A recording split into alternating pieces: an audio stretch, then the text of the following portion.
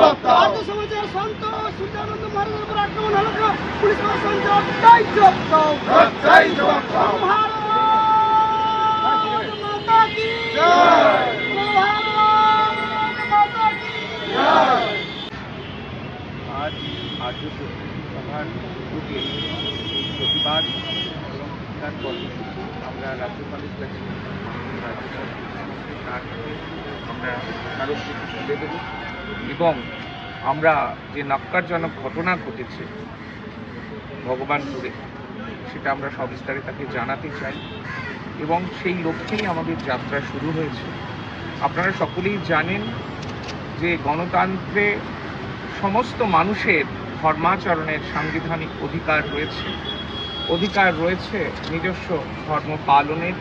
স্বধর্ম রক্ষার্থে আমাদের যেভাবে বাধা দেওয়া হচ্ছে সাধু সন্তদের, মন্দির যেভাবে ভাঙা হচ্ছে এবং যা হচ্ছে সেগুলো একজন সনাতনী হিন্দু হিসেবে অত্যন্ত দুঃখজনক, অত্যন্ত লজ্জাজনক বলে আমি মনে করি।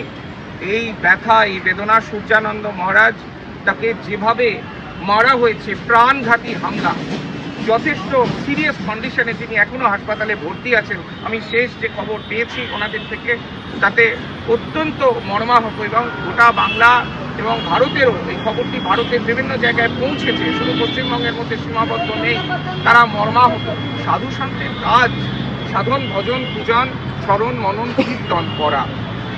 পথে নেমে আন্দোলন কখন মানুষ করে? যখন দেওয়ালে পিঠ থেকে যায়, যখন আর পথ থাকে না, যখন সমস্ত রাস্তা বন্ধ হয়ে যায়, তখন আমরা বাধ্য হই পথে নামতে। আমাদের কাজ পুজো করা, ধ্যান করা, সাধন করা। আমাদের কাজ তো পথে নেমে মিছিল করা নয়। আমরা কারোর সঙ্গে মারামারি করতে চাই। সনাতন হিন্দু ধর্ম আমাদেরকে সহিষ্ণু হতে শেখায়, শ্রদ্ধাবান লভেতে জ্ঞানম, শ্রদ্ধাবান হতে শেখায়। আমরা সমস্ত ধর্মকে শ্রদ্ধা করি, সমস্ত সাধু সন্তদের, অন্যান্য সম্প্রদায়ের যারা আছে তাদেরকেও আমরা শ্রদ্ধা করি, কিন্তু যেভাবে আক্রমণ হলো সেটা নিন্দনীয়। এবং এটা শুধু সনাতন হিন্দু ধর্মের বিষয় নয়, এটা সামগ্রিকভাবে মানবিক একটি বিষয়।